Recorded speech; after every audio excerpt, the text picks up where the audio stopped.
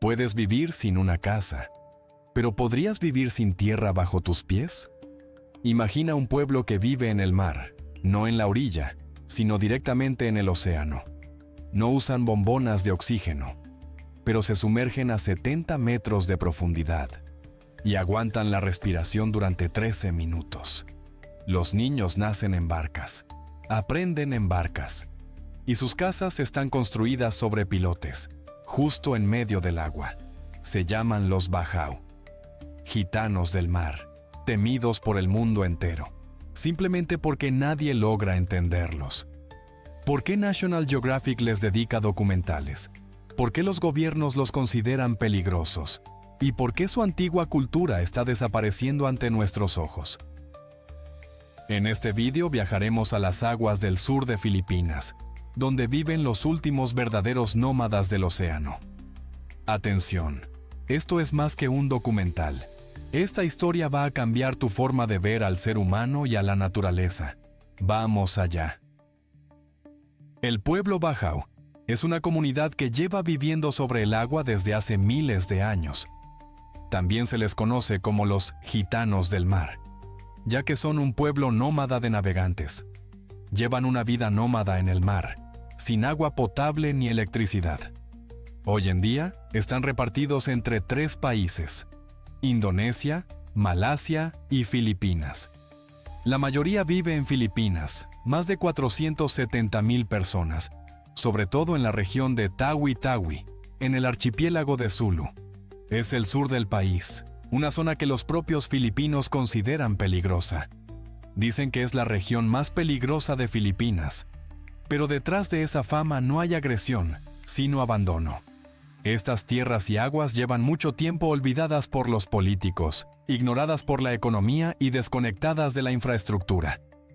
El pueblo Bajau nunca encajó en los moldes que nosotros consideramos normales. No pagan impuestos, no trabajan en fábricas, no leen periódicos. Su realidad es el océano.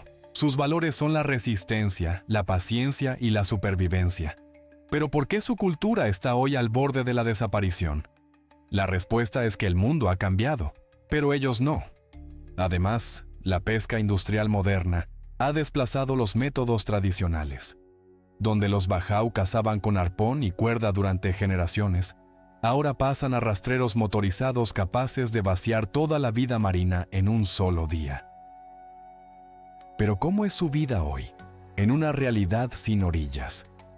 Las casas de los Bajau son estructuras de madera sobre pilotes, a veces con techos de hojas de palma, otras veces simplemente de metal oxidado.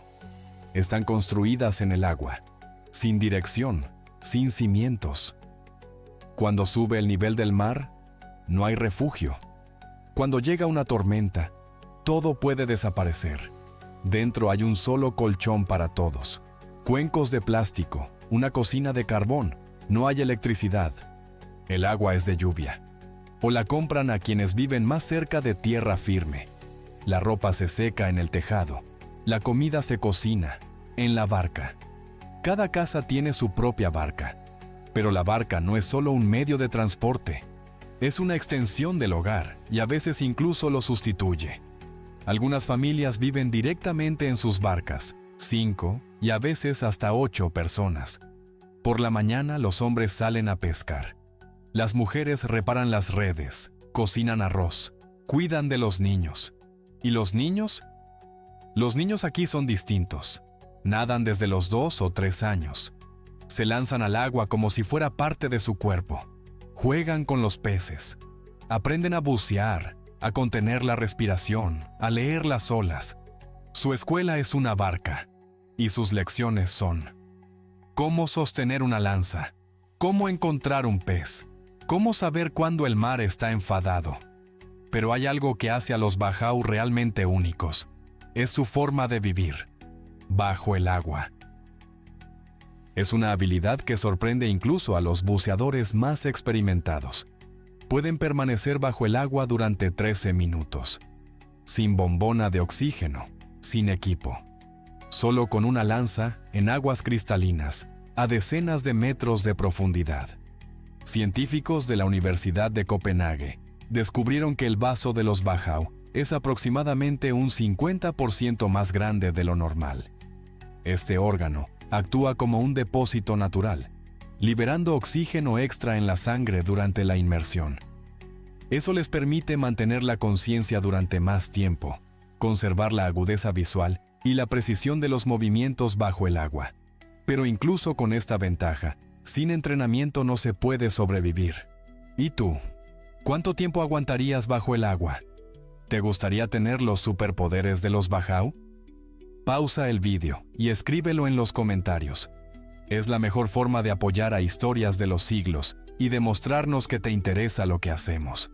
Además de sus increíbles habilidades de buceo, los Bahau también tienen una sorprendente resistencia al frío del agua. Esta adaptación es vital para sobrevivir, ya que pasan muchas horas sumergidos en el océano sin trajes térmicos, pescando y recolectando moluscos en condiciones que serían letales para la mayoría de las personas. Sus cuerpos han evolucionado de tal manera que pueden permanecer bajo el agua en temperaturas bajas, sin sufrir hipotermia. Esta capacidad, junto con su impresionante destreza para bucear en profundidad, los convierte en auténticos hombres pez. Seres únicos capaces de sobrevivir en algunas de las condiciones más extremas del planeta. Sí, precisamente gracias a estas habilidades, los Bahau han recibido reconocimiento internacional. Han establecido récords mundiales por el tiempo que pueden permanecer bajo el agua sin oxígeno, y dominan en las competiciones de apnea. Por eso sus hijos aprenden a nadar antes que a caminar. Desde que maman, aprenden a contener la respiración. Para ellos, es una habilidad de supervivencia. Bucear significa conseguir comida. Si no buceas, no comes. Pero el buceo no es solo supervivencia. También es espiritualidad. Los Bahau creen que sus capacidades son dones de los espíritus del océano, a los que ofrecen ofrendas, cantan y bailan. La fiesta del Sama-Dilaut es uno de sus rituales más importantes. Refuerza el vínculo espiritual y cultural con el mar. La mayoría del pueblo Bahau es musulmana, especialmente aquellos que viven en Filipinas e Indonesia. Sin embargo, su Islam está profundamente entrelazado con creencias anteriores al Islam, mitología local y rituales marinos. Las principales tradiciones religiosas que practican incluyen las 5 oraciones diarias, el Salat. El ayuno durante el Ramadán, la mayoría de los Bahau lo cumplen, incluso estando lejos de otras comunidades y sin acceso a la vida urbana. El Iftar, la ruptura del ayuno al anochecer, se celebra en comunidad, incluso en plataformas en medio del agua. Los Bahau creen en los espíritus del mar, a los que hay que respetar, no enfadar y pedir permiso antes de pescar o bucear. Desde pequeños, los niños Bahau escuchan historias sobre espíritus que habitan bajo el agua. En estas leyendas orales, el mar está lleno de seres, peces gigantes con ojos humanos, ballenas que llevan las almas de los antepasados y mujeres marinas que cantan en las profundidades. Algunos espíritus ayudan, otros se llevan a los que olvidan mostrar respeto al mar. Durante la luna llena, los ancianos prohíben a los jóvenes alejarse demasiado. Se cree que en esas noches están especialmente activas las almas errantes, aquellas que murieron ahogadas y no fueron correctamente despedidas. También hay un lado luminoso. Si se respetan las tradiciones y se honra a los antepasados, estos pueden empujar la suerte, guiar hacia bancos de peces o proteger de las tormentas. Estas leyendas no son simples cuentos. Forman en los Bahau una conexión con el mar tan profunda que casi se siente con el cuerpo. Por eso, antes de salir mar adentro, algunos recitan oraciones a sus antepasados, hacen ofrendas o realizan gestos rituales. En algunas familias existen los chamanes tradicionales, ancianos a quienes se les pide protección. Pero su función no es solo curar enfermedades o predecir el clima, sino también hablar con el mar, los espíritus y los antepasados. Antes de una pesca importante o una larga travesía en mar abierto, las familias pueden acudir al chamán para que realice un ritual de protección. A veces entrega un amuleto, una concha, un diente de pez marino o un trozo de tela con un nudo hecho de una forma especial. Estos objetos se guardan en la barca o se llevan encima. Sirven como protección contra los malos espíritus, el mal tiempo o la mala suerte. Para los Bajau, el chamán no es un mago, sino un mediador entre lo visible y lo que solo se percibe con la intuición. En una sociedad que vive fuera del sistema, él sigue siendo quien ayuda a mantener el equilibrio entre el ser humano y el mar.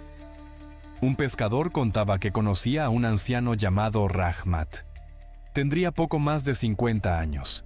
Vivía en un pueblo de Sulawesi y antes de salir a pescar, ataba una vieja cuerda al remo de una forma especial. Este nudo guarda la suerte, explicaba sin mirar, sabiendo exactamente cuántas vueltas debía dar y en qué dirección. Dentro de la barca guardaba sus amuletos. En el mástil colgaba un diente de tiburón, atado con un cordón trenzado. Debajo del asiento, una pluma de ave que conservaba desde hacía muchos años. Nunca explicaba mucho para qué servía todo eso. Solo decía, el mar recuerda, y yo también. Para él y para muchos otros Bajau, no se trata de un simple ritual, es una forma de respeto, porque en su mundo el mar no es solo agua, es un ser vivo, y con él hay que saber hablar. Una de las realidades más impactantes de la vida de los Bajau es su condición de apátridas. Muchos de ellos no tienen documentos de identidad ni ninguna nacionalidad reconocida. A ojos de estados como Filipinas, Malasia e Indonesia, legalmente no existen. Esto significa que no tienen acceso a la educación, a la sanidad, ni a derechos legales. Todas esas cosas básicas que la mayoría de las personas da por sentadas. Esta invisibilidad jurídica refleja tanto su independencia como su vulnerabilidad en el mundo moderno. La expansión de la pesca industrial está agotando los recursos tradicionales. Grandes barcos con tecnología moderna capturan todo lo que los Bajau solían pescar a mano durante siglos. Esto los obliga a abandonar sus aguas ancestrales y buscar nuevas fuentes de alimento. Y con eso no solo se pierde un modo de vida, desaparece toda una cultura. Las aldeas flotantes comienzan a derrumbarse y las tradiciones de supervivencia se diluyen bajo la presión del mundo globalizado. La desaparición de la cultura Bajau no es simplemente la pérdida de un pueblo, es la pérdida de conocimientos valiosísimos sobre los ecosistemas, sobre el equilibrio con la naturaleza y sobre cómo es posible vivir en armonía con el mundo, en lugar de intentar dominarlo. De parte del proyecto Historias de los Siglos, esperamos que la historia del pueblo Bajau y sus superpoderes te haya resultado tan fascinante como a nosotros. Si es así, no olvides dejar tu me gusta y un comentario. Eso nos ayuda a seguir creando para ti los episodios más emocionantes. Gracias por vernos.